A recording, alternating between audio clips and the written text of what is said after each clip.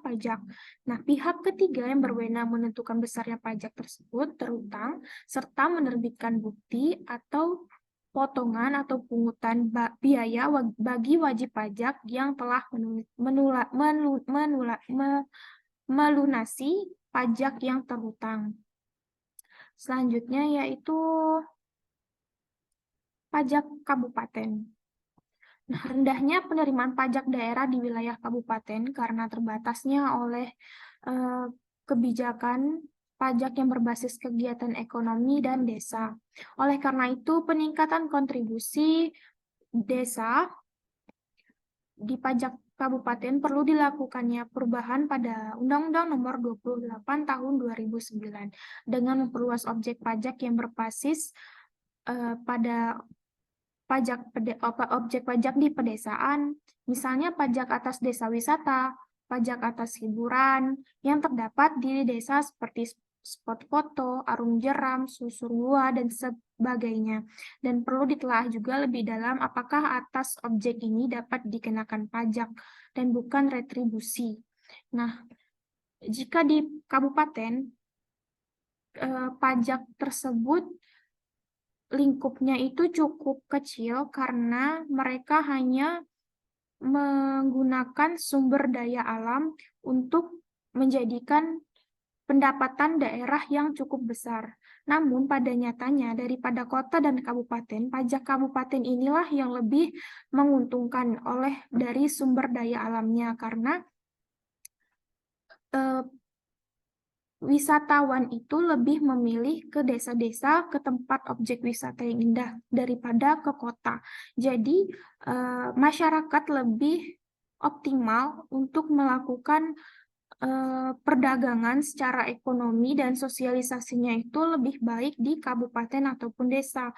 Dan pada nyatanya, pajak kabupaten ini lebih kecil untuk lingkup pendapatan dari segi pembangunan, segi infrastruktur. Namun, jika dialokasikan kepada sumber daya alamnya, itu lebih dominan dan lebih besar daripada kota. Jika di kota itu menetapkan sistem pemungutan pajak seperti official assessment system dan self assessment system juga karena mereka lebih memiliki kewajiban untuk membayar pajak namun bisa dibayar sedikit mungkin. Nah, jika di kabupaten belum banyak pajak yang dikenakan untuk sumber daya alam. Namun penghasilan masyarakatnya itu memadai serta mendominasi untuk merujuk pada kesejahteraan masyarakatnya di wilayah kabupaten. Selanjutnya, nah jenis pajak kabupaten atau kota itu sama saja sebenarnya. Cuman jenis pajak kabupaten atau kota dan provinsi itu hampir kurang lebih sama. Nah, pada ini tertera pajaknya itu disebutkan yaitu ada pajak hotel, pajak restoran, pajak hiburan, pajak reklame, pajak parkir, air tanah, dan penerangan jalan. Pajak sarang burung walet, pajak mineral bukan logam, batuan, serta pajak bumi dan bangunan pedesaan dan perkotaan atau PBBP2, dan bea peroleh hak atas tanah dan bangunan atau bisa juga disingkat dengan BPHTB. Nah, pajak-pajak ini tersebut memiliki penjelasan seperti pajak reklame, dia adalah pajak benda alat yang berbuat atau media yang menurut bentuk dan corak ragamnya untuk tujuan komersial, untuk menguntungkan suatu objek yang akan menjual produknya ini. Nah, itu diwajib pajakan karena sifatnya memperkenalkan, menganjurkan, atau memuji suatu barang yang digunakan menjadi jasa atau orang ataupun mencari perhatian umum terhadap masyarakat kepada suatu barang, jasa ataupun orang yang ditempatkan atau diperlihatkan, dibaca atau juga didengarkan pada suatu tempat umum, kecuali yang diperlakukan oleh pemerintah. Nah, seperti pajak reklame rokok, pajak reklame makanan, ataupun lainnya, itu yang bersifat menarik tarif mereka, dan itu memiliki wajib pajak, karena tarif pajak ini ditetapkan sebesar 25% dari nilai sewa reklame. Dan dasar pengenaan pajak reklame adalah nilai sewa reklame yang mempertimbangkan sebagian atau seluruh faktor-faktor, yaitu jenis reklamenya apa, bahan yang digunakan untuk reklamenya juga apa, lokasi penempatannya juga di mana, dan waktu penyelenggaraannya itu bertahap lama ataupun sebentar. Nah, jenisnya itu bisa dilihat dari brandnya apa, dan bahan yang digunakan untuk reklame ini juga seperti spanduk biasa ataupun iklan sensor yang menggunakan eh, berbasis TV atau juga yang melihat itu tuh secara menggunakan lampu-lampu papan yang digunakan yang ditempatkan di lokasinya itu kadang di jalan-jalanan atau di jalan umum ataupun di pusat kota. Nah, itu biasanya lebih terlihat oleh masyarakat umum dan lebih mahal harganya. Dan waktu penyelenggaraannya juga dihitung dari seberapa lama reklame tersebut dipajang. Dan jangka waktu penyelenggaraannya juga dimasukkan ke dalam jenis sewa reklame ini, dan jumlah reklamenya dan ukuran media reklamenya juga. Nah, pajak restoran menurut Undang-Undang Nomor 34 Tahun 2000, yaitu tempat menyantap makanan atau minuman yang disediakan dengan dipungut bayaran, tidak termasuk usaha jenis tata boga ataupun catering. Pengertian restoran menurut umumnya yaitu suatu tempat atau bangunan yang diorganisasikan secara komersial yang menyelenggarakan pelayanan yang baik kepada semua tamunya, baik berupa makanan ataupun minuman. Nah, pajak restoran yaitu pajak penyelenggaraan yang disediakan oleh restoran termasuk rumah makan, kantin, ataupun catering. Dan pajak hiburan yang dimaksud adalah penyelenggaraan hiburan yang meliputi semua jenis pertunjukan, permainan, ataupun keramaian dengan bentuk nama apapun, dan ditontonkan atau dinikmati oleh setiap orang dengan dipungut bayaran.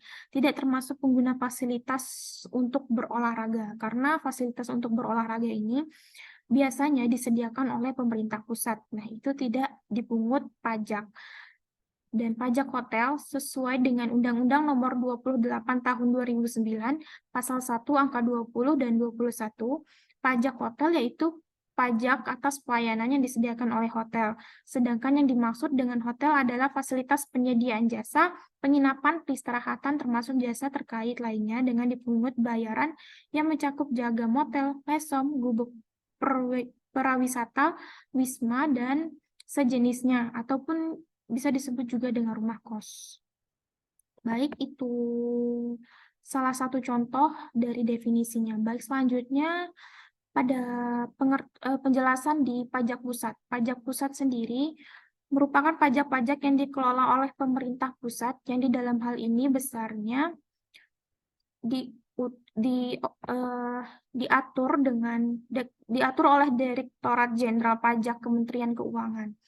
Segala pengadministrasiannya itu berkaitan dengan pajak pusat akan dilaksanakan oleh kantor KPP atau juga bisa disebut dengan kantor pelayanan penyuluhan dan kantor pelayanan pajak dan kantor pelayanan penyuluhan dan konsultasi perpajakan atau KP2KP dan kantor wilayah Direktorat Jenderal Pajak serta di kantor pusat Direktorat Jenderal Pajak, sehingga nanti dana pajak yang ditarik akan masuk ke kas negara, komponen utama penerimaan dalam APBD, dalam APBN maksudnya. Nah, dalam hal ini pajak pusat sendiri mendefinisikan kesimpulan bahwa memiliki unsur-unsur yaitu iuran pemungutan, pajak dipungut berdasarkan undang-undang, dan dalam pembayaran pajak pusat tidak ada kontraprestasi secara langsung oleh pemerintah. Dan yang keempat yaitu digunakan untuk membiayai pengeluaran negara juga. Nah, pajak pusat sendiri itu masuk ke dalam kas negara, yang komponen utamanya itu penerimanya adalah APBN pajak pusat. Nah, pajak pusat ini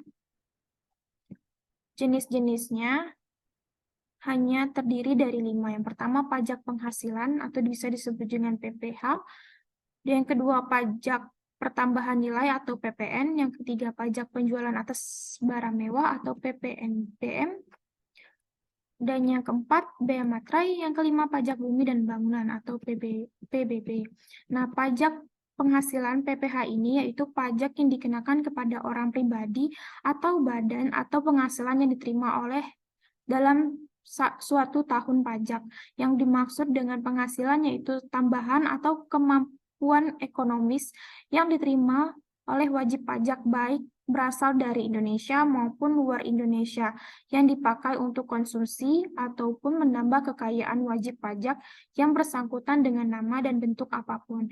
Dengan demikian, maka penghasilan itu dapat berupa keuntungan usaha, gaji, honorarium, hadiah, dan lain sebagainya. Nah, sedangkan PPN ini adalah pajak yang dikenakan atas konsumsi barang karena pajak daerah ataupun pajak